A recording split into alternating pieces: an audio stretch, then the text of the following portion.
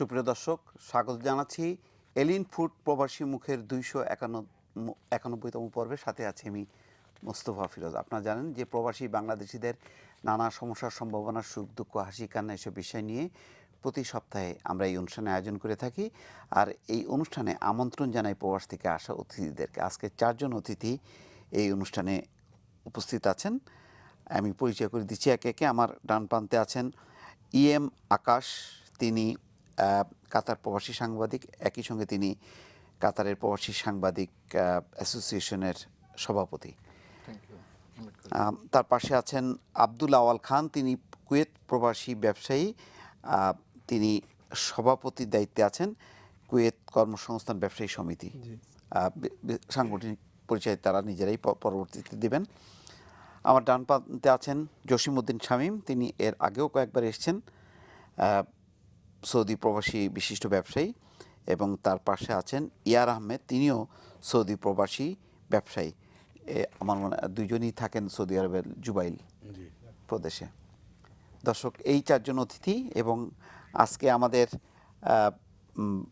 4 জন অতিথি মধ্যপ্রাচ্যে আছেন এবং 3টি দেশের আছেন। এবং 3টি দেশ আপনারা জানেন যে আমাদের বাংলাদেশ থেকে নতুন করে জনশক্তি রপ্তানি হচ্ছে, এবং প্রধান এখন কেন্দ্রস্থলগুলো হচ্ছে এই 3টি দেশ। আমরা তাদের কাছ থেকে মূলত আসলে জনশক্তি রপ্তানির কি বাস্তব অবস্থা, বাংলাদেশ থেকে যে সমস্তগুলো পদক্ষেপগুলি নেওয়া হচ্ছে বাস্তবে সেখানে পরিস্থিতিটা কী, নিশ্চয়ই অতিথিরা তাদের বক্তব্যে তুলে ধরবেন। আমাদের সঙ্গে এই মুহূর্তে অনুষ্ঠানের শুরুতেই মধ্যপ্রাচ্য থেকে সম্ভবত সৌদি আরবের দুবাই থেকে একজন স্কাইপ সংযোগে আছেন। জি দর্শক, আপনার নাম বলুন এবং প্রশ্ন করুন। হ্যালো, আসসালামু আলাইকুম। ওয়ালাইকুম সালাম। জি ফিরোজ ভাই, কেমন আছেন? জি আলহামদুলিল্লাহ আছি ভালো। আমি দুবাই থেকে মোকাদ্দেস বলছি। আপনাদের দেশেই এখন আমাদের বাংলাদেশ থেকে কোনো জনশক্তি যাচ্ছে না, এবং প্রতি অনুষ্ঠানে আমরা এই বিষয়টি নিয়ে আলোচনা করি। জি বলুন ভাই। না, আমি ওই যে আপনার হচ্ছে হলো ভিসার ব্যাপার আমি আর বলবো না, কেন ওটা আমাদের আর বলতে ভালো লাগে না। বুঝতে পেরেছি আপনাদের ক্ষোভ, এবং আমাদেরও বাংলাদেশ গভর্নমেন্টের উপরে ছেড়ে দেওয়া হয়েছে, তাদের যেটা ভালো সেটাই করবে। আমি গতকালকে মাফ করুন, শনিবারে একটা অনুষ্ঠানে ছিলাম 71 টিভিতে। সেখানে প্রবাসী কল্যাণ মন্ত্রণালয়ের অতিরিক্ত সচিব ছিলেন জাভেদ সাহেব। তিনি একটি ইঙ্গিত দিয়েছেন। তিনি বলেছেন যে এখনই আমরা প্রকাশ করতে চাই না, তবে ফেব্রুয়ারি মাস নাগাদ একটা সবুজ সংকেত তারা পেয়েছে, এবং সম্ভবত বিষয়টি খুব সংবাদ আমরাও পাইছি। জি পেয়েছেন না? আচ্ছা, ওনারা খুবই আশাবাদী যে সম্ভবত সংযুক্ত আরব আমিরাতের দরজাও খুলবে। আল্লাহ ভরসা, আল্লাহ ভরসা। জি জি, আপনার কিছু জানার আছে বলবেন কিছু? ওইটা ছাড়াও আমাদের এখানে অনেক কতগুলো প্রবলেম, এটা বেশ বহুদিন ধরেই চলতেছে, এখন এটা হয়ে গেছে ওপেন সিক্রেট। জি জি, যেমন হচ্ছে হলো আপনার আবুধাবি এম্বাসি এবং দুবাইতে কনসাল জেনারেল অফিসটা, জি এখানে এখন এত পরিমাণের হ্যারাসমেন্ট আর এত পরিমাণের দুর্নীতি, এগুলো হচ্ছে হলো একেবারে সরাসরি এখন সমস্যা হয় কি, আপনারা তো বলেন, কিন্তু এই মুহূর্তে আমরা ধরেন এইটার বিপরীতে যে সংশ্লিষ্ট দূতাবাসের কর্মকর্তাদের যে কি বক্তব্য সেটা আমরা আবার তুলে ধরতে পারি না, ফলে অনেক সময় শোনা যাচ্ছে না, জি সাউন্ড খুব কম। না, যে এটা বলতে যাচ্ছি যে আপনারা তো বলেন, কিন্তু আমাদের পক্ষ থেকে অসুবিধা হয় যে আপনাদের এই কথার প্রেক্ষিতে তাদের কোনো বক্তব্য পাওয়া যায় না, যার জন্য অনেকটা কখনো কখনো কিন্তু আবার একতরফা হয়ে যায়। কিন্তু আমার ধারণা যে আপনি হয়তো যেই কথাটি বলছেন সেটি হয়তো সঠিক তথ্যই। দেখেন, আপনার হচ্ছে হলো নিরাপত্তা হচ্ছে হলো সম্মতির লক্ষণ। আচ্ছা, তারা যে দুর্নীতি করতেছে, নিরাপত্তা থেকে তাদের বোঝা যায় যে কি তাদের কোনো সে নাই, কথা বলবে রাস্তা নাই। না, তারপর আপনারা যে এই বিষয়টি তুলে ধরছেন এই অনুষ্ঠানে, আমার ধারণা যে এই অনুষ্ঠান কেউ না কেউ সংশ্লিষ্ট কেউ না কেউ দেখছেন, এটাও কিন্তু একটা প্রতিবাদ। এবং আপনারা যদি সবাই মিলে এটা বিষয়টা উঠান, তুলে ধরেন, এবং বস্তুনিষ্ঠভাবে যত সঠিক তথ্য দিয়ে আমাদের এই অনুষ্ঠানে তুলে ধরবেন, তত বেশি বিষয়টি চাপ প্রয়োগ হবে এবং নিশ্চয়ই এটার সমাধান হবে। আপনাকে অনেক ধন্যবাদ। জি, আমরা মূল আলোচনায় আসি। আমরা শুরুতে একটা অভিযোগ নিয়ে শুরু করতে চাই, কিন্তু আমরা আসলে এই বিষয়টি অ্যাম্বাসির ব্যাপারে মোটামুটি সব দেশ থেকে নানান রকম অভিযোগ আছে, অনুযোগ আছে, কিন্তু আমাদের এটা বাস্তব অবস্থা। যেমন ওনারা আবার বলেন যে দেখেন, আমাদের এই স্বল্প জনবল নিয়ে আমাদের পক্ষে কি সেবা করা সম্ভব? আমাদের জনশক্তি বাড়ছে, যেমন এখন আবার নতুন করে যাচ্ছে মধ্যপ্রাচ্যের বিভিন্ন দেশে দেশে, সংখ্যা আরও বাড়ছে, বর্তমান সংখ্যার সঙ্গে আরও যুক্ত হচ্ছে। এই সার্ভিস প্রোভাইড করার মতন অবস্থা কিন্তু নাই। এটা একটা দিক, কিন্তু তার মানে এই না যে তাদের পক্ষে আমি সাফাইও গাচ্ছি না, যে তার মানে এই না যে তারা এই চাপের মধ্যে শুধু কাজই করছেন, কেউ কেউ আবার এর বাইরে কিছু করছে না, সেটাও বলতে চাচ্ছি না। আমি একটু এর মতামত জানতে চাচ্ছি। আকাশ। জি, ধন্যবাদ আপনাকে এবং আমাদের আজকে কলিগদেরকে, এবং ধন্যবাদ জানাই বাংলাদেশে অবস্থানরত আমাদের বাংলাদেশি ভাই বোনেরা এবং কাতার প্রবাসী, সৌদি আরব প্রবাসী এবং আবুধাবি প্রবাসী সহ নিউ ইয়র্ক সহ যারা বিশ্বের বিভিন্ন প্রান্ত থেকে প্রবাসীরা আমাদের অনুষ্ঠানটি দেখছেন, সবাইকে প্রবাসীমুখ অনুষ্ঠান দেখার জন্য ধন্যবাদ। তো যে প্রশ্নটা দূতাবাসের সমস্যা, আচ্ছা, এই ধন্যবাদের প্রসঙ্গটা ওনার পক্ষ থেকে সবাই উনি বলুক, কিন্তু আবার সবাই একে একে সবাই বলা শুরু করেন না, তাহলে অনুষ্ঠানের ব্যাপ্তিটা বাড়বে। জি, যে কথাটা হলো আমার দূতাবাসের সমস্যাটা আসলে আমরা কাতারে এখন ফেস করতেছি না। বেশ কিছুদিন আগে, বিশেষ করে 1-1.5 বছর আগে আমাদের এখানে কর্মী কম ছিল, যেটা বললেন। ওইখানে দূতাবাসের কর্মকর্তা কম থাকার কারণে এবং এমআরপির খুব একটা চাপ ছিল। জানা যায় 24শে নভেম্বর 2015 সালে যেটা মেয়াদ শেষ হচ্ছিল, তখন আমাদের কিন্তু একটা দূতাবাসে অনেক হয়রানি বিভিন্নভাবে ছিল। তারপরে ওনারা দূতাবাস শুক্রবার শনিবার সার্ভিস দিয়ে এবং আগের যে রাষ্ট্রদূত এবং কর্মকর্তারা আমাদের সমস্যার সমাধান করছেন, এবং কি কারো সমস্যা হলে তারা পর্যন্ত তাৎক্ষণিকভাবে সমাধান করে দেয়। অনেকে দেখ ফ্লাইট এখন কিন্তু পাসপোর্টের রিনিউয়াল সমস্যা, তারা কিন্তু একটা 4 পৃষ্ঠার একটা পাসপোর্ট উপস্থিত তাদেরকে করে দিয়ে সহযোগিতা করছে। আমাদের কাতারে এখন অবস্থা ভালো, তবে আপনি আবুধাবি যেটা বলছেন আমি অবস্থা ভালো। আচ্ছা, আমি একটু জানি আসলে জসিম ভাই, আমরা জানি যে আপনাদের ওই অঞ্চলে, বিশেষ করে দাম্মাম, জুবাইল, এইসব অঞ্চলে তো এম্বাসির সরাসরি কোনো সার্ভিসটা নাই। নিশ্চয়ই সেই সমস্যাটা অনেক, আমাদের সংখ্যাটা ওখানে অনেক বেশি। আমাদের সৌদি আরবে তো অনেক, প্রায় এখন বর্তমানে আরো প্রায় 2 লক্ষ লোক অ্যাড হয়েছে। আগেই তো 25-26 লক্ষ ছিল। এখন আমাদের যে আগের যে এমবেসি, রিয়াদে যে এমবেসি আছে, এই এমবেসিটাই আছে, আর জেদ্দাতে আমরা একটা কনসুলার টিম আছে। জি, এই দুনো জায়গাতে আমাদের যে আছে, আমরা পূর্বাঞ্চলে আরেকটা যদি একটা ব্রাঞ্চ হইতো দাম্মাম, যারা গেছেন সৌদি আরবে জানেন অনেক 200 কিলোমিটারের প্রায় ডিফারেন্স। এর মধ্যে 2টা টিম এমবেসির থাকাতে আমরা যে লোকগুলো আছে এরা কোনো সুযোগ সুবিধা পাইতেছে না, এবং 26 লক্ষ লোক কিভাবে মনে করেন আপনার 50 জন লোকের মধ্যে কিভাবে এটা সম্ভব এটারে ম্যানেজ করা।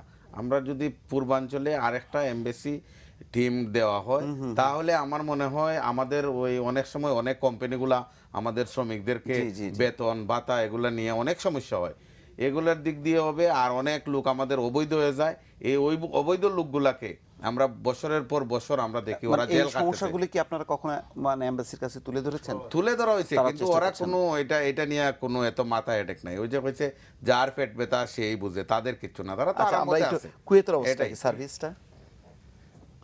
ধন্যবাদ। জি, সরাসরি বলেন। আসলে কুয়েতের ব্যাপারে আমি যেটা বলবো, এমবাসির সেবা কি পর্যাপ্ত কিনা? এমবাসি সেবার ব্যাপারে উপযুক্ত নয়, এটা আমরা অনেক সময় লক্ষ্য করেছি। ওই আপনাদের কর্মকর্তাদের স্বল্পতার কারণে, হ্যাঁ স্বল্পতার কারণে এই কাজের কিছু ব্যাঘাত ঘটে। দেশটা আমি তো নিজেও গেছি, ছোট দেশ, কিন্তু আমাদের জনসংখ্যাটা অনেক বেশি। সার্ভিস দেওয়ার জন্য যদি জনবলটা একটু বাড়ানো যেত, তাহলে সার্ভিসটা অনেক, হ্যাঁ জনবলটা যদি একটু বাড়ানো তাহলে হয়তো সমস্যা হতো না। ইয়ার ভাই কি যুক্ত করবেন এই বিষয়ে? আপনার কি বক্তব্য আছে? জসিম ভাই যেটা বলছে, আমাদের ওই যে রিয়াদ আর দাম্মাম জুবাইলের, আপনি তো নিজেই গেছেন, প্রায় 700 কিলোমিটার ব্যবধান। জনসংখ্যা দাম্মামে রিয়াদের অনেক বেশি, আমাদের প্রবাসী বাঙালিরা কাজটা অনেক বেশি। এখন যে অ্যাম্বাসাডাররা 2 মাস অন্তর অন্তর 2 জায়গা 2টা সার্ভিস দেয়, কিন্তু সংকুলন হয় না, যেটা হলো জনবল তাদের বাড়াইতে হবে, এবং সেই রকম ক্ষমতা বাংলাদেশের বা সৌদি আরবে আছে, কিন্তু এটা কেন করে না? আমরা বহুবার অ্যাম্বাসেডার সরাসরি আমরা বহুবার এগুলো নিয়ে কমিউনিটি কোন রাজনীতি কোন যেভাবে আমরা মিটিং করছি, করছি, তাদেরকে বল হয়েছে, তারা যেন দিন দিন এখন আরও যে নতুন বিষয়গুলো লোক যাচ্ছে, এদের কার্যক্রম বাড়ছে। ওরা বেশি কাজ দেখলে এদের ব্যবহার অন্যরকম হয়ে যায়।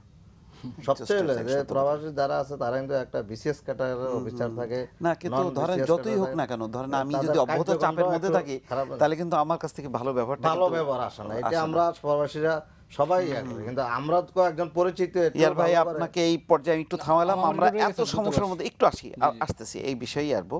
আমরা এত সমস্যার মধ্যেও কিন্তু আমাদের বহু মানুষ আছেন মধ্যপ্রাচ্য বিশ্বে এবং আমরা বলি প্রায় 1 কোটি মানুষ আছেন বাইরে।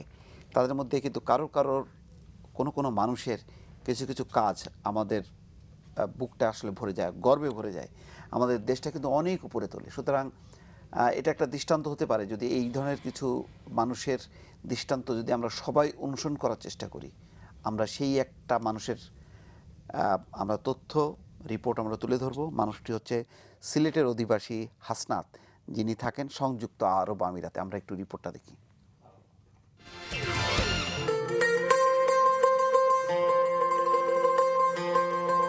সংযুক্ত আরব আমিরাতে আবারও সততার নজির স্থাপন করলেন আরেক বাংলাদেশি সিলেটের হাসনাত। গেল মাসের শেষের দিকে আবুধাবির গিয়াসিতে প্রায় 5 লাখ ক্যাশ টাকা, ক্রেডিট কার্ড, পাসওয়ার্ড সহ ব্যাংক কার্ড ও একটি মানিব্যাগ রাস্তায় পড়ে থাকতে দেখেন। পরে নিজ উদ্যোগে এক রেস্টুরেন্ট মালিকের মাধ্যমে কোরিয়ার নাগরিক ইঞ্জিনিয়ার মিস্টার উকিকে তা ফেরত দেন। ছোটবেলা থেকে মা বাবার কাছ থেকে শিক্ষা পেয়েছি, পরের কিছুতে লোভ করাটা ভালো না, পরের জীবনে উন্নতি করা যাবে না। মা বাবা আমরা বাঙালি হিসাবে গর্ববোধ করি।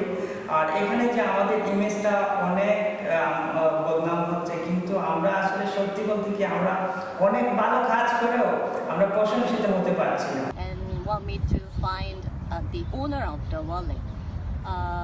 There were all the credit cards and considerable money even, and some identity cards as well there. আপনার এখন 8-9 বছর থেকে ওখান থেকে কাজ করে, আপনার খুব ভালো ছেলে, টাকা পাইয়া যায় ফেরত দিছে। আমরা বাংলাদেশি হিসাবে খুব খুশি। সিলেট বিয়ানীবাজার থানার চারখাই কামাল গ্রামের মৃত ডাক্তার সোহনুর আলীর ছেলে মোহাম্মদ হাসনাত। আমিরাতের রাজধানী আবুধাবির গিয়াসিতে 8 বছর ধরে থাকেন তিনি। হাসনাত সততার মাধ্যমে আমিরাতে বাংলাদেশের মর্যাদা বৃদ্ধি করায় প্রবাসীরাও তার ভূয়সী প্রশংসা করেন। দর্শক, আমরা হাসনাতের সততার যে নজির স্থাপন করেছেন আমরা অভিনন্দন জানাচ্ছি এবং আশা করি যে এই ধরনের নজির যারা প্রবাসে আছেন তারা আরও স্থাপন করবেন এবং আমাদের মুখ উজ্জ্বল করবেন। একটা স্কাইপ সংযোগ নিয়ে আসি সাউথ আফ্রিকায়। জি ভাই, শুনতে পাচ্ছেন আমার কথা? আপনার নাম বলুন এবং প্রশ্ন করুন। জি, আসসালামু আলাইকুম ওয়া রাহমাতুল্লাহ। ওয়ালাইকুম আসসালাম। আমি বলছিলাম দক্ষিণ আফ্রিকা থেকে। দক্ষিণ আফ্রিকার কোন অঞ্চল থেকে? আমি ডেলারিভিল অঞ্চল থেকে বলতেছিলাম, নর্থ ওয়েস্ট। এটা একটু আরেকটু বলেন, একটু বড়, মানে এটা হচ্ছে কেপ টাউন অথবা জোহানেসবার্গ? হ্যাঁ হ্যাঁ, জোহানেসবার্গের পাশে। হ্যাঁ, জোহানেসবার্গের পাশে। জি, এভাবে না বলে আসলে আমরা চিনতে পারবো না, কারণ আপনারা ওখানে থাকেন, আপনারা চেনেন সমস্ত অলিগলি, আমরা তো চিনি না। জি বলেন। না, আমি আপনাকে আরো দুই একবার ফোন করেছিলাম, কথা হয়েছে আপনার সাথে। আচ্ছা, সে যে ব্যাপারে আসলে বিশেষ করে বলতে যাচ্ছি সে হচ্ছে আমাদের এখান থেকে টাকা পাঠানোর কোনো প্রক্রিয়াই নেই বাংলাদেশে। জি, তো সেই ব্যাপারে আসলে আপনাদের সদয় মানে হ্যাঁ, না এই বিষয়টা আমরা কিন্তু বলছি এবং আমাদের সঙ্গে মানে মিনিস্ট্রির যারা ঊর্ধ্বতন কর্মকর্তা আছেন তাদেরকেও বলেছি এবং তারাও বিষয়টি নজরে এসেছে তাদের, এবং তারা চেষ্টা করছে বিশেষ করে সাউথ আফ্রিকা এবং আরো কয়েকটা জায়গায়। আপনি একটা নরমালি একটা জিনিস আমি যেটা আপনাদেরকে ফোকাস করতে, সেটা হচ্ছে আপনি বাংলাদেশের প্রায় 5 লক্ষ প্রবাসী এখানে বসবাস করে। এখন সম্পূর্ণ টাকা অবৈধভাবে যাচ্ছে এবং বাংলাদেশ সরকারের কোনো রেমিটেন্স পাচ্ছে না। আর আমরাও এখান থেকে যে টাকাটা পাঠাচ্ছি মানে বিভিন্ন ধরনের ভোগান্তির সৃষ্টি মানে পড়তে হয় আমাদেরকে। টাকা যে হুন্ডির মাধ্যমে পাঠাতে হয়, তার বিভিন্নভাবে পাঠাতে হয়। এখন এইসব আবার প্রপার কারেন্সিও আমরা পাই না। দেখা যায় যদি আজকে যদি রেট যদি 6 টাকা হয় তাহলে আমাদেরকে দেয় আমাদের 4.5 টাকা 5 টাকা এইভাবে। মানে ভাই, আপনার সঙ্গে এই বিষয়টা নিয়ে আমরা আলোচনা করেছি এবং আমরা একদম একমত। আপনারা ক্ষতিগ্রস্ত হচ্ছেন, দেশ ক্ষতিগ্রস্ত হচ্ছে, দেশও, এই ব্যাপারে কোনো রকম সন্দেহ নাই। হ্যাঁ, আমাদের চাইতে কিন্তু দেশ সবচেয়ে বেশি ক্ষতিগ্রস্ত হচ্ছে। তো আপনার মাধ্যমে, এই অনুষ্ঠানের মাধ্যমে আমরা বিষয়টি সরকারের একেবারে হাইয়েস্ট লেভেলে আমরা অনুরোধ করছি যে প্রবাসীদের এই সমস্যা দেখার মধ্য দিয়ে দেশ যাতে লাভবান হয় সেই বিষয়ে যাতে পদক্ষেপ নেওয়া হয়। আপনাকে অনেক ধন্যবাদ আকাশ। আমি ওই যে প্রথমে কমপ্লেইনটা দূতাবাস নিয়ে আবুধাবি থেকে বলছিলেন, আমি জানি এখন আবুধাবিতে ডক্টর ইমরান অ্যাম্বাসেডর আছেন, খুব ভালো কাজ করছেন, তারপরও হতে পারে সমস্যা আসার সম্মুখীন। তবে আমাদের কাতারে বর্তমানে যে কিছুদিন আগে আপনার যে আইনটা সাধারণ ক্ষমা ঘোষণা করা হয়েছে, সময় শেষ হয়ে গেছে 1 ডিসেম্বরে জানেন, তো তার পরিপ্রেক্ষিতে নতুন যে আশ্রম আইনটা নির্মাণ আসছে আমাদের কাতারে 13 ডিসেম্বরে, তখন ওইখানে অনেক শ্রমিকদেরকে 1 মাসের সুযোগ দেওয়া হয়। যে পরিবর্তনের জন্য, কারণ কপিল পরিবর্তন, কারণ কপিল পরিবর্তনের কারণে এখন ওদেরকে দূতাবাসে গিয়ে গুড কন্ডাক্ট সার্টিফিকেট নিতে হয়। তো আমাদের দূতাবাসের বিভিন্ন সমস্যাগুলো নিয়ে আমাদের অ্যাম্বাসেডর একটা সাংবাদিকদের নিয়ে একটা বর্ধিত সভা আয়োজন করে গত 20 দিন আগে। আমি সেখানে ওনাকে বললাম যে স্যার আপনি আসলে আমাদের এই গুড কন্ডাক্ট সার্টিফিকেটটাকে দিনে দেওয়ার ব্যবস্থা করেন, কিন্তু এটা এখনো হচ্ছে না। তো উনি বলছেন হয়ে যাবে। তো আমাদের এই সমস্যাটা এখন বেশি, কারণ দিনে গুড কন্ডাক্ট না হলে কপিল সন্ধ্যাবেলা সফরে চলে যাবেন, কোন একটা আমেরিকা চলে যেতে পারেন, যে কোনো লন্ডনে যেতে পারেন, যার কারণে ওই 2 মাস পর তারা কিন্তু আসবেন না। যার কারণে ওই যারাই গুড কন্ডাক্ট নিয়ে যায় তারা দিনে কাজটা করে আবার সাবমিট করতে হবে মন্ত্রণালয়ে। যার কারণে এটা আসলে সব দেশেই আমি মনে করি গুড কন্ডাক্টটা শুধু মধ্যপ্রাচ্যে যতগুলো দেশ আছে ওইখানে দিনে দেওয়াটা উপকারী। আর স্টাফদের খারাপ ব্যবহার, কারণ কি অনেক সময় দেখা যায় দূতাবাসে যারা কর্মকর্তারা গেটে থাকে দারোয়ান, অনেক সময় কাউকে ধাক্কা মারে, অনেক সময় দেখা গেছে কাউকে অনেকে বুঝে বলতে পারে না যে কি কাজের জন্য আসছে, কিন্তু উনি কথা বললে হয়তো সমাধান হবে, দেখা গেছে তাকে ঢুকতে দেওয়া হয় না, অথবা তাকে একটু হাতাহাতি অনেক সময় দেখি হাতাহাতি হয়ে যায়। তো আমরা অনেক সময় থাকলে এগুলোকে ম্যানেজ করে বলি কর্তৃপক্ষকে। এবং দেখা যায় কি রিসিপশনে যারা থাকে তারা বেশি মাঝে মধ্যে খারাপ ব্যবহার করে, এটা আমরা নিশ্চয়ই অনেকবার দেখছি। আমাদের কাতারের রিসিপশনে যারা থাকে ওদেরকে অনেকবার বলছি যে আপনারা ভাই সবাইকে ভালো ব্যবহার করেন, সুন্দরভাবে বুঝে বলেন। অনেক সময় বুঝে না বলার কারণে একজনের দুর্ব্যবহারের কারণে 10 জনের কাছে সুনাম নষ্ট হয়। দূতাবাসে সবাই ভালো কাজ করে, কিন্তু একজনের ব্যবহার খারাপ হলে সবার কাছে ঘাড়ে গিয়ে পড়ে। তো আমি আশা করবো তারা এই সমস্যাগুলো। ফিরোজ ভাই, আমাদের মেইন সমস্যা আরেকটা হয়েছে, যেটা হইলো আমরা ওই যে বলি education is the backbone of the nation. আমাদের সৌদি আরবে কিন্তু সবচেয়ে বেশি সমস্যা এখন দেখা দিছে, প্রতিটা ওই গালফেই এই সমস্যাটা চলে আসছে। যেমন কোনোটা দেশের যদি এমবেসি স্কুলগুলা যেগুলো আছে এদের যদি নিজস্ব কোনো জায়গা না থাকে, না দেওয়া হয়, স্কুল যদি নিজস্ব জায়গাতে নিজস্ব যে আমরা যে প্রপার্টিটা আছে এটা আমাদের সম্পদ হতে হবে বাংলাদেশের, তাহলেই শুধু চলবে। আর না হইলে একদম তাদের যে শিক্ষা মন্ত্রণালয় আছে এখান থেকে নোটিশ দেওয়া হয়ে গেছে, অনেক আগেই দেওয়া হয়েছে যে আমরা আর তোমাদের ভাড়া দিয়ে আমরা কোনো এডুকেশন যেখানে আছে শিক্ষা প্রতিষ্ঠান আমরা আর করা যাবে নিজস্ব করা লাগে। তো এখানে আমি আজকে প্রবাসী মুক্তাকে আমি বিশেষভাবে আমাদের যে অ্যাম্বাসেডর সহ বা প্রবাসী কল্যাণ মন্ত্রণালয় যেটা আছে এদের কাছে আমি আহ্বান জানাবো যাতে আমাদের ছেলেমেয়েরা যদি লেখাপড়া প্রবাসে নাই করতে পারে, যা আমরা এত টাকা রেমিটেন্স এখানে নিয়ে আসতেছি, আমরা এত পরিশ্রম করতেছি আমাদের দেশে গড়ার জন্য, আমাদের ছেলেবেলে যদি আমরা প্রবাসে না রাইখা মানুষ না করতে পারি তাহলে আমরা কিভাবে প্রবাসে থাকবো? আমি তো আমার ছেলেপেলে প্রবাসে আসছিল, আমি দেশে এই অসুবিধার লাগে নিয়ে আসছি। আর যাতে কোনো মানুষের এই ধরনের না হয় এই দিকে যদি লক্ষ্য রাখা হয় তাহলে আমরা সবচেয়ে অনুষ্ঠানের মধ্যে দিয়ে আমরা এটা অনুরোধ করছি। আমরা একটু কুয়েতে যাই। কুয়েতে আমরা জানি যে একটা বেশ শক্তিশালী শ্রম বাজার আছে, কিন্তু নানান রকম সংকটের কথা আমরা শুনেছি।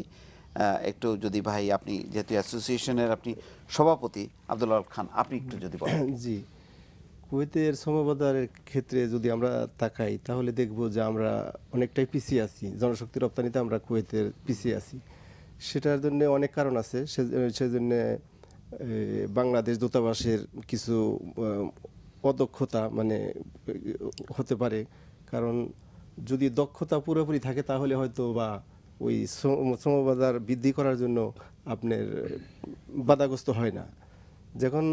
যেমন বাংলাদেশ সরকার বা বাংলাদেশ দূতাবাস বরাবরই বলে থাকে কুয়েতের ভিসা সম্পূর্ণরূপে খোলা, আসলে কিন্তু সম্পূর্ণভাবে উন্মুক্ত নয় কুয়েতের ভিসাগুলো। আমি কিন্তু গত নভেম্বরের যখন সেপ্টেম্বরে আসছিলাম আমি কিন্তু বলেছি যে পুরোপুরি উন্মুক্ত নয়, ধরতে গেলে খোলাও আছে আবার বন্ধও আছে। সেটা হলো যেহেতু আমি একজন ব্যবসায়ী এবং ব্যবসায়ী সমিতির সভাপতি, আমার কাছে অনেক খবরই আছে। এখন অনেক চাহিদা আছে, আমাদের বাংলাদেশ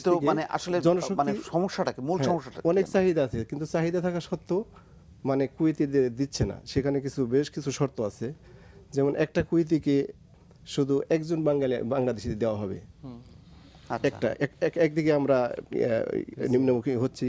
দ্বিতীয় কারণ হচ্ছে মহিলাদের নামে কোনো বাঙালি ভিসা ইস্যু হবে না। দুইটা পয়েন্ট। 3 নম্বর পয়েন্ট হচ্ছে যার একটা যে কপিলের একজন আছে বাংলাদেশি আছে তাকে আরেকজন দেওয়া হবে না। এই নিয়মটা কিন্তু শুধুমাত্র আমাদের বাংলাদেশিদের ক্ষেত্রে, যেমন শ্রীলঙ্কা, ইন্ডিয়া, নেপাল, এরা কিন্তু ইচ্ছা করলে 3টাও বানাতে পারে, শুধুমাত্র আমাদের ক্ষেত্রে। তো এক্ষেত্রে আমি বলবো যে অনেকটাই মানে বাধাগ্রস্ত হচ্ছি আমরা বিষয় ইস্যুর ক্ষেত্রে। এখন নতুন করে আরেকটা বড় সমস্যা দেখা দিছে, তো আপনার মাধ্যমে আমি জানাতে চাই বাংলাদেশ সরকারকে, সেটা হলো এখন নতুন লোক যারা যাচ্ছে তাদের 2 বছর শেষ হওয়ার আগে আকামা ট্রান্সফার হচ্ছে না। এটা কিন্তু ইদানিং এই শুরু হচ্ছে, এটা কিন্তু আগে ছিল না। আচ্ছা, এখন সারা পৃথিবীতে ধরেন শ্রীলঙ্কা, ইন্ডিয়া, তারপরে নেপাল, তাদের এই আকামা কিন্তু ট্রান্সফার হচ্ছে। এখন লোক যাবে, হয়তো কুয়েতি ওই লোকটা রাখছে না, ফেরত দিচ্ছে, আমাদেরকে ফেরত দিচ্ছে, তো আমরা কিন্তু আবার ট্রান্সফার করতে পারি অন্যগুলো। কিন্তু আমাদের বাংলাদেশি যারা যাচ্ছে তাদেরটা কিন্তু আমরা মানে ট্রান্সফার করতে পারছি না। এক্ষেত্রে কিন্তু বিরাট একটা সমস্যার সম্মুখীন আমরা হচ্ছি। আসছি আপনার কাছে। ইয়ার ভাই, আপনার কাছে জানতে চাচ্ছি যে নতুন করে বাংলাদেশ থেকে যে যাচ্ছে, এখন বিপুল পরিমাণ বাংলাদেশে থেকে যাচ্ছে সৌদি আরবে, নতুন যারা যাচ্ছে তারা কি কাজ পাচ্ছে কিনা? তারা তো যে ফ্রি বিষয় গেলে কাজ পায়, আর কন্ট্রাক্ট বিষয় গেলে তো কপিলের যে কাজ সেই কাজে করতে হয়। অবস্থাটা কি, মানে এখন নতুন যে জনশক্তি যাওয়াতে কি ভালো হচ্ছে? কি ভালো হচ্ছে, মোটামুটি ভালো হচ্ছে, কিন্তু ওইখানকার আইন কানুন আরো বেশি কঠিন করছে। আগের চেয়ে অনেক ব্যবসা বাণিজ্য, যেমন মোবাইল ব্যবসা বাঙালিরা আমরা প্রবাসী করতাম, এখন সৌদিরা নিয়ন্ত্রণ প্রত্যেক জনের। এখন সবজি বাজার বাঙালিরা করতো, এটাও এখন সৌদিরা রাখতে হবে। কিছু শর্ত কঠিন হচ্ছে দিন দিন আর কি, কিন্তু কর্মসংস্থান আছে, চাহিদা আছে। আচ্ছা, যে আমাদের বিষয় আছে, জসিম ভাইয়ের কাছে বিষয় আছে, লোক গেলে কাজের সৌদি আরব থেকে যাই আসছে প্রত্যেকেই পকেটে ভরে ভরে ভিসা নিয়ে আসছে। গতকালকে 50 জন ফেরত আসছে, আমি জানা মতে বাংলাদেশ এয়ারলাইন্সে ফেরত আসছে। বিভিন্ন সবচেয়ে বড় কথা কি, আমরা ভিসা পাইছি, সবকিছু পাইছি, কিন্তু আমাদের সবচেয়ে বড় জিনিস হচ্ছে আমরা দিতেছি, সব ঠিক আছে। সবচেয়ে বড় জিনিস, আগে যে পয়েন্টটা আলাপ করছিলাম, যে আমাদের দূতাবাসের যে কর্মকর্তা আছেন এবং আমাদের প্রবাসী মন্ত্রণালয় যেগুলো আছে, সবাই যদি সুন্দরভাবে আন্তরিকভাবে কাজ করা হয় বা এদের প্রতি নজর রাখা হয়, তাহলে আমাদের দেশ উন্নয়নের লাগি প্রবাসীরাই যথেষ্ট থাকবে। আমার মনে হয় আমরা এটা নিয়ে বিস্তারিত শুনবো। জসিম ভাই আসছি, একটু আসছি। দর্শক, আমরা 2টি রিপোর্ট দেখে আমরা আসছি, আবারও শুনবো এই আলোচনা।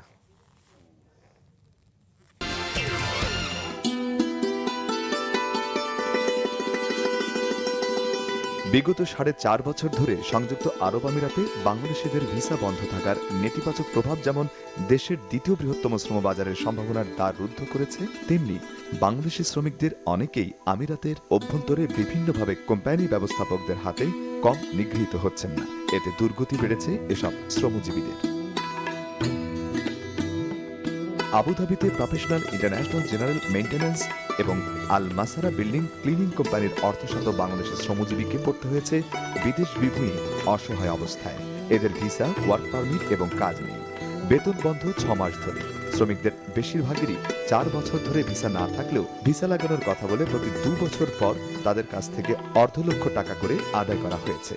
আমরা এই দেশে আসছি বৈধভাবে, এখন আমাদের ভিসা নাই, কাজ নাই। মানে সরকার যদি আমাদেরকে কোনো একটা উদ্যোগ নিত, তাহলে আমরা বৈধভাবে দেশে চলে যেতে পারবো। কোম্পানি আমাদের স্যালারি দিচ্ছে না, কাজ দিচ্ছে না, এবং আমাদের ভিসা নাই, এবং পুলিশের বা আমরা রুম থেকে বেরোতে পারছি না। আমরা এই দেশে বৈধভাবে আসছি, আমাদের 6 মাস যাবত বেতন দিচ্ছে না, কাজ দিচ্ছে। 5-6 বছর আগে 2.5 থেকে 3 লাখ টাকা খরচ করে আমিরাতে আসেন এরা। মাত্র 700 দিরহাম বেতনে কায়িক শ্রমের কাজকে তারা মেনে নিলেও বর্তমানে কোম্পানি 4 বছর ধরে ভিসা না লাগানোয় তারা খারাপ অবস্থায় দিন কাটাচ্ছেন। পাওনা আদায়ের জন্য স্থানীয় আদালতের শরণাপন্ন হলেও বিচারিক প্রক্রিয়ার দীর্ঘসূত্রিতার কারণে এবং বেতন বন্ধ থাকায় তারা তেমন কোনো আশার মুখ দেখছেন না। 6 মাস ধরে বেতন দেয় না। আমি লেবার কোর্টে গেছি, লেবার কোর্টে আমার রায় দিছে 12,000 12,500 টাকা পামু। এরপরে কোম্পানি কোনো সাড়া দিতেছে না। এখন বিছানে আমরা ঘর থেকে বাড়তে পারছি না, পুলিশ আমাদের আটকা। তাদের এই সংকটের সময় বাংলাদেশ দূতাবাস এবং সরকার এগিয়ে আসবেন, এটাই প্রবাসীদের প্রত্যাশা। জাহাঙ্গীর কবি বাপ্পি, বাংলা ভিশন, আবুধাবি।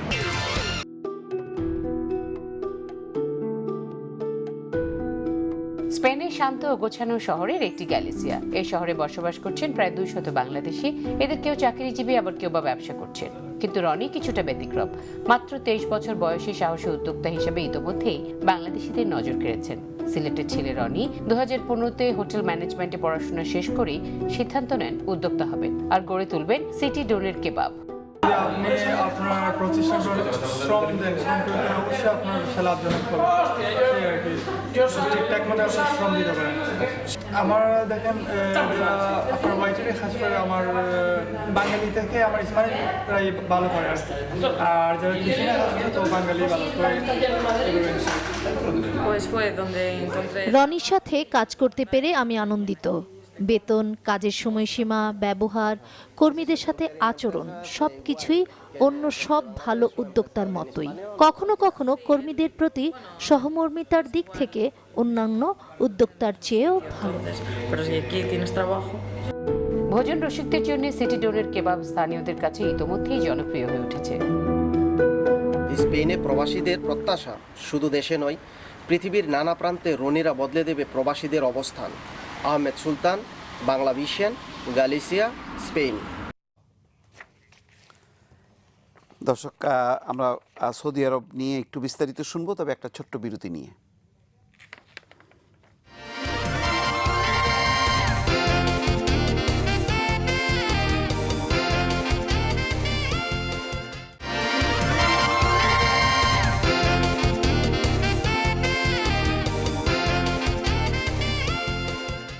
সুপ্রিয় দর্শক, আবারও স্বাগত এলিন ফুড প্রবাসী অনুষ্ঠানে। দর্শক, আমাদের আজকের অতিথি আব্দুল আওয়াল খান, জসিমউদ্দিন শামীম, ইএম আকাশ এবং ইয়ার আহমেদ।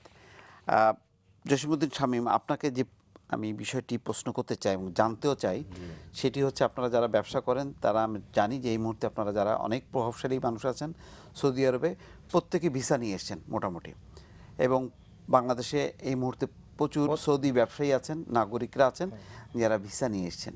এটাকে কিভাবে দেখছেন?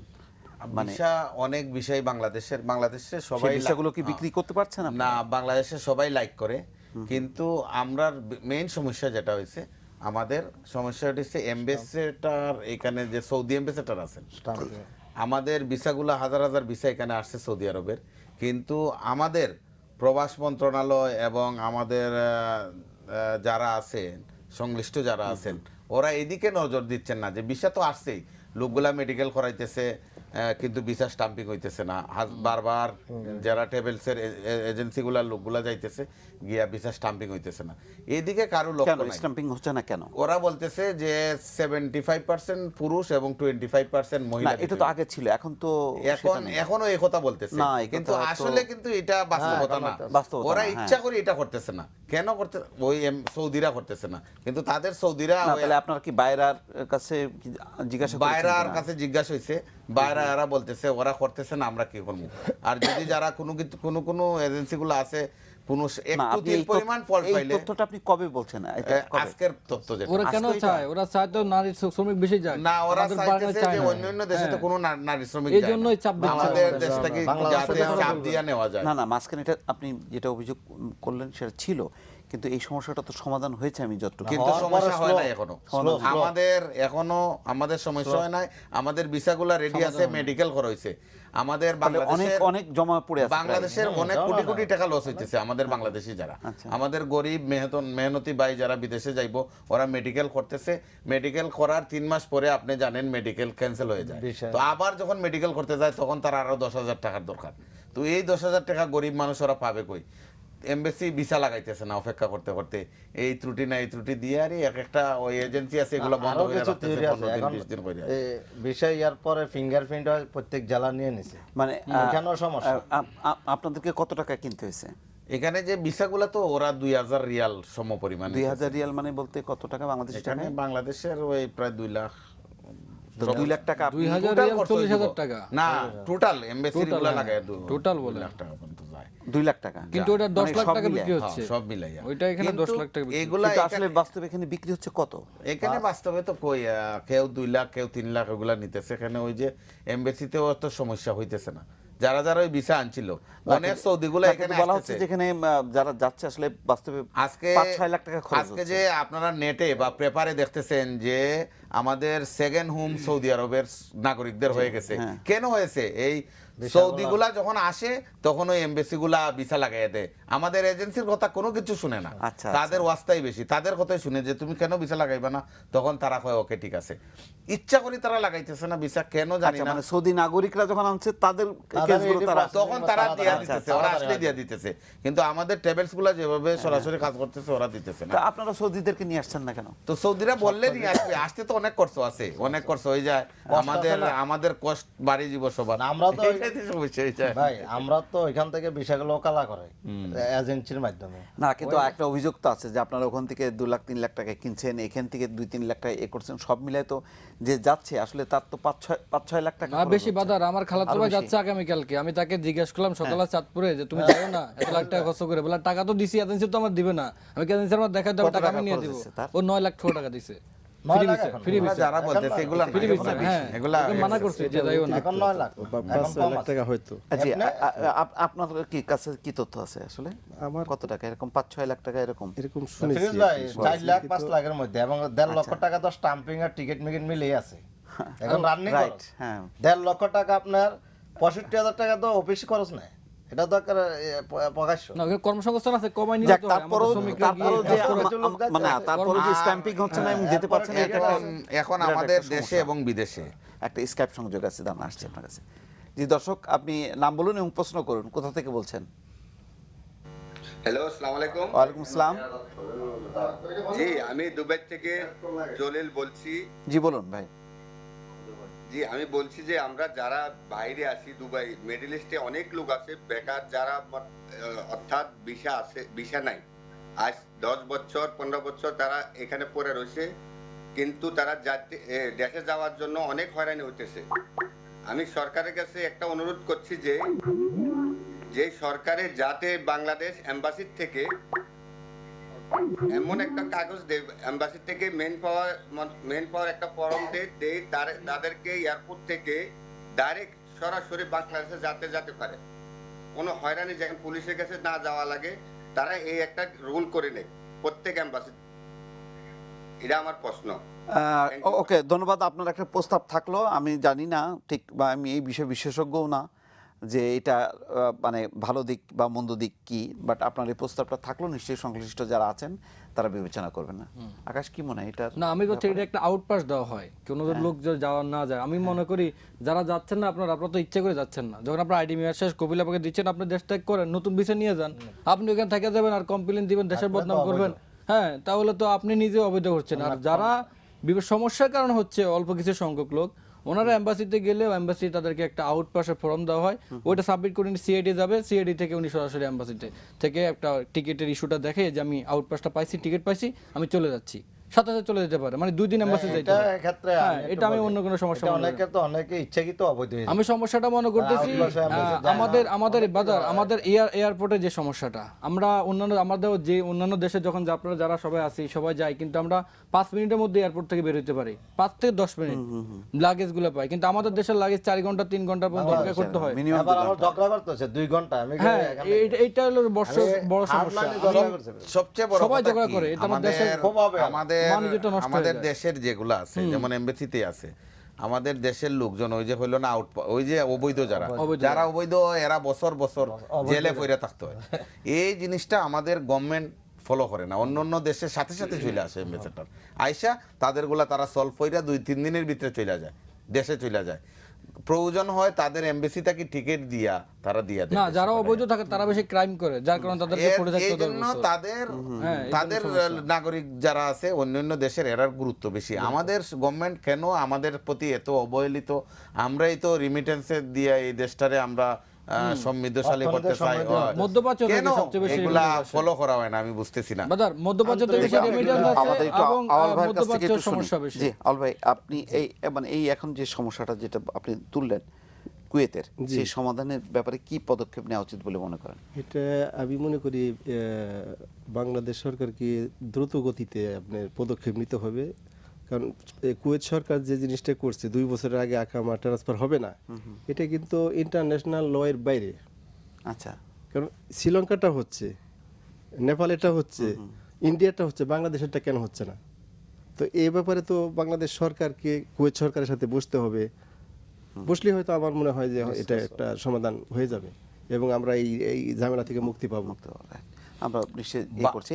আর জসিম, আপনার কাছে যে সমস্যার মধ্যে পড়েছেন, আপনারা যারা বাংলাদেশি যারা ব্যবসা করেন তারা অনেকে নিয়ে এসেছেন ভিসা, বাট সেগুলি যে স্ট্যাম্পিং হচ্ছে না, এই সমস্যার সমাধানের ব্যাপারে মানে কি পদক্ষেপ নেওয়া উচিত? এটা আমাদের যে এই বাংলাদেশের পররাষ্ট্র মন্ত্রণালয় আছে, আমাদের যে প্রবাস কল্যাণ মন্ত্রণালয় আছে, আমার মনে হয় এমবেসিতে যদি সরাসরি অ্যাম্বাসেডারের কাছে, সৌদি অ্যাম্বাসেডার যে আছে, এই অ্যাম্বাসেডারের কাছে গিয়ে যদি আধা ঘন্টা বসে এই কথাগুলা বলা হয় যে আপনারাই ভিসা দিছেন, এত ভিসা আর কেন দিছেন, আমরা দক্ষ শ্রমিক পাঠানোর জন্য, তো আমাদের মধ্যে কোনো ত্রুটি নাই, আমরা সবকিছু করে দিচ্ছি, যে আপনারা কেন এগুলা স্টাম্পিং করতেছেন না, অথচ ভিসা দিতেছেন, আমাদের লোকদেরকে বারবার 2 বার 3 বার করে মেডিকেল করাইতেছেন, আমরা হয়রানি হইতেছি, সব কিছু হইতেছি, আমরা লাভের আশায় লস হইতেছে বেশি।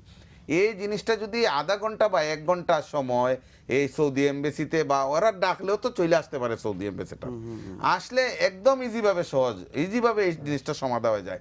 কিন্তু এত কিছুর পরে আমাদের দুর্ভাগ্য, আমাদের মন্ত্রণালয়গুলোতে যারা আছেন, মন্ত্রী যারা আছেন, তারা আমাদের জন্য কোনো কাজ করছেন না, শুধু আমাদের দেশের অপচয় হচ্ছে, আমাদের প্রবাসের যে পয়সাগুলো আসছে এগুলা নিয়ে তারা বসে আছেন আর আমাদের জন্য কোনো কাজ করতেছেন না। আমাদের মনে হয় আমরা যেভাবে প্রবাসে মাথার গাম পায়ে পেলে আমরা টাকা পয়সা উপার্জন করি, আমাদের দেশে যারা সব জায়গায় বসে আছেন মন্ত্রণালয়গুলোতে, মন্ত্রী এমপি যারা আছেন, এরা যদি প্রতিটা মানুষ কাজে ব্যস্ত থাকেন, দুর্নীতির দিকে যদি তারা লক্ষ্য দেন, কোনো দেশে দুর্নীতি আমাদের দেশে আয়া করব, আমাদের লোকজনের হয়রানি হইব, আমাদের দেশে দুর্নীতি হবে, এগুলা যদি তারা সব সময় ফলো করেন, তাহলে আমরা দেশ সমৃদ্ধিশালী এবং আমরা স্বাবলম্বী হইতে আমরা সময় লাগবো না। আমরা চোখের সামনে ভারত এবং আমাদের চোখের সামনে নেপাল, অনেক দেশ উন্নত হয়ে গেছে।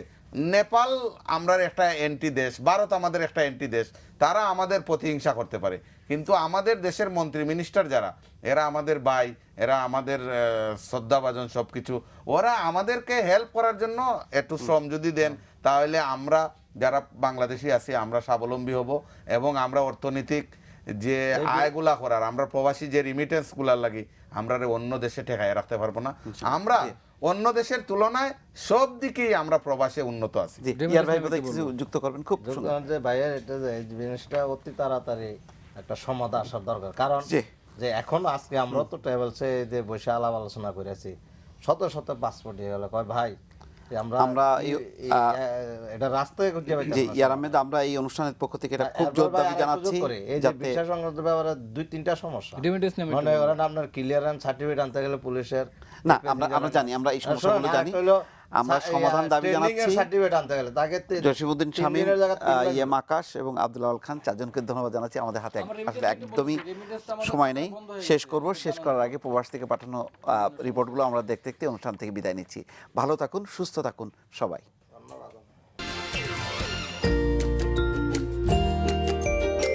দক্ষিণ আফ্রিকার সফল ব্যবসায়ীদের একজন জিয়াউর রহমান ব্যবসা করছেন দেশটির সমুদ্র উপকূলীয় শহর পিটার মেরিজবার্গে। নোয়াখালী জেলার এই সফল ব্যবসায়ী দক্ষিণ আফ্রিকাতে পাড়ি জমান 2010 সালে। চাকুরি দিয়ে প্রবাস জীবন শুরু হলেও অল্প সময়ের মধ্যে নিজস্ব বিনিয়োগে গড়ে তোলেন ব্যবসা প্রতিষ্ঠান। নিরলস পরিশ্রম আর সততার মধ্য দিয়ে কয়েক বছরে গড়ে তোলেন আরও কয়েকটি প্রতিষ্ঠান। বর্তমানে পিটার মেরিজবার্গে রয়েছে তার 5টি সুপার মার্কেট, যেখানে কর্মসংস্থান হয়েছে 12 জন বাংলাদেশি এবং 8 জন স্থানীয় আফ্রিকানের। অপরচুনিটিগুলো সাথে যদি কেউ দক্ষতার সাথে, নিষ্ঠার সাথে এবং তার যদি সে সুনির্দিষ্ট বিষয়ে এক্সপেরিয়েন্স থাকে, তার ভিতরে সফলতা থাকলে আমার মনে হয় সাউথ আফ্রিকাতে ব্যবসা করে সে সফল হতে পারে। Very intelligent and is a very good businessman also. ব্যবসার পাশাপাশি জিয়াউর রহমান স্থানীয় বাংলাদেশ কমিউনিটিতেও ভূমিকা রাখছেন। উচ্চশিক্ষায় সাউথ আফ্রিকার বাজারে কর্মসংস্থানের জন্য বিশাল শ্রম বাজার আছে। দক্ষিণ আফ্রিকায় দীর্ঘদিন ধরে চলতে থাকা কিডন্যাপ বন্ধে পদক্ষেপ নিতে বাংলাদেশ হাই কমিশনের প্রতি জোরালো আহ্বানও জানান জিয়াউর রহমান। আমি জিয়াবের সাথে দীর্ঘদিন আছি এখানে পিটার মেরিজবার্গে, মোটামুটি মেরিজবার্গে বিজনেস করে আমরা অনেক ভালো আছি, অনেক আরাম, কোনো সমস্যা নেই।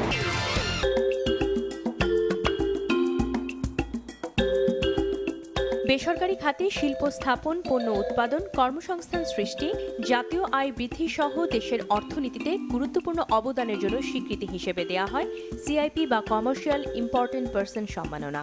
2016 সালে 12 জন প্রবাসী অর্জন করলেন এর রাষ্ট্রীয় সম্মাননা। তাদের একজন ওমান প্রবাসী ইয়াসিন চৌধুরী, যিনি পরপর দুবার নির্বাচিত হন সিআইপি।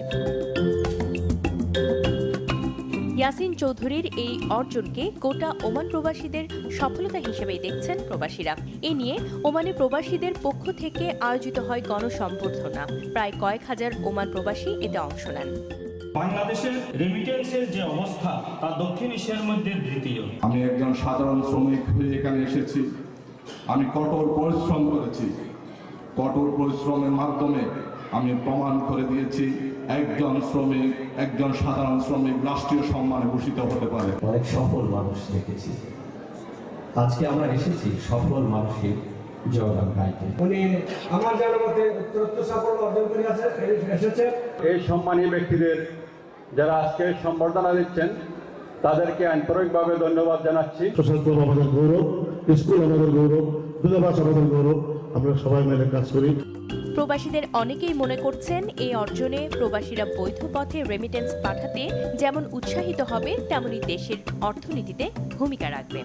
মোহাম্মদ ইয়াসিন চৌধুরী ও জনাব মোহাম্মদ মোসাদ্দেক আলী চৌধুরী সিআইপির সম্মানে ভূষিত হওয়ায় ওমানের সকল বাংলাদেশি প্রবাসীদের পক্ষ থেকে তাদের আন্তরিক মোবারকবাদ জানাচ্ছি। আমি দেখেছি ওনাকে সেই ডেড বডি খানে নিয়ে প্রত্যন্ত অঞ্চলের গ্রামে গিয়ে ওনার দাফন কাফন সেহাল মাঝি সম্পন্ন করে ওই অসহায় পরিবারের দায়িত্ব নিয়ে। মোহাম্মদ ইয়াসিন চৌধুরী উনি যে সম্মানে সম্মানিত হয়েছেন, নট অনলি ওমান। অনুষ্ঠানে দূতাবাসের কর্মকর্তা, ব্যবসায়ী, শ্রমিক সহ নানা শ্রেণী পেশার মানুষ ইয়াসিন চৌধুরীকে শুভেচ্ছা জানাতে আসেন।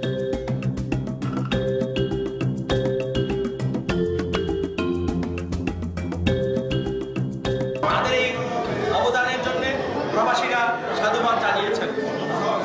মাস্কাট থেকে মোহাম্মদ চৌধুরী, বাংলা ভিশন, ওমান।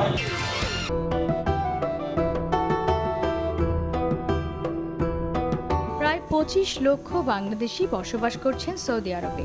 পরিবার পরিজন নিয়ে আছেন অনেকেই। মরুর দেশে একঘেয়েমি কাটাতে Bangladesh international school English Jeddah শাখা গত শুক্রবার জেদ্দা থেকে প্রায় 87 কিলোমিটার দূরে কাতান ভিলায় আয়োজন করে বনভোজনের। আয়োজন করার জন্য আমি আয়োজক প্রতি সবাইকে ধন্যবাদ জানাই। আমি আশা করি ভবিষ্যতে স্কুল এই জাতীয় শিক্ষার বাইরেও বিভিন্ন প্রোগ্রাম কর্মসূচি গ্রহণ করবে। আমরা এতে আনন্দিত এবং স্কুল কর্তৃপক্ষকে ধন্যবাদ জানাচ্ছি।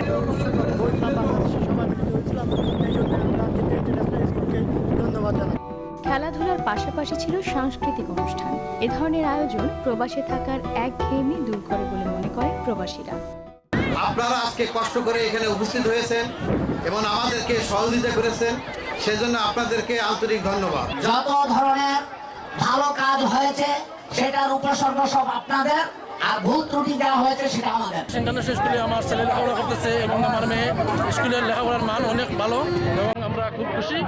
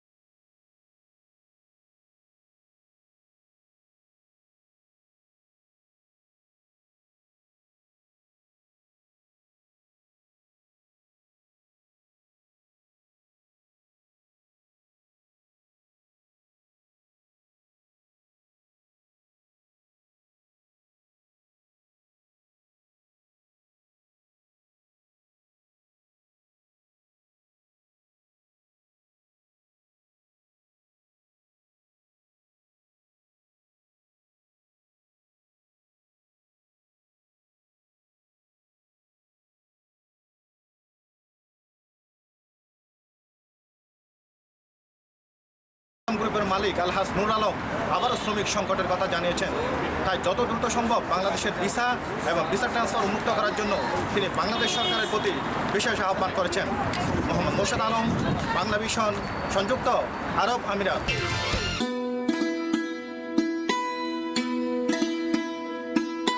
রিয়াদের আল খারিজের এ বনভোজনের আয়োজন করে প্রবাসীরা।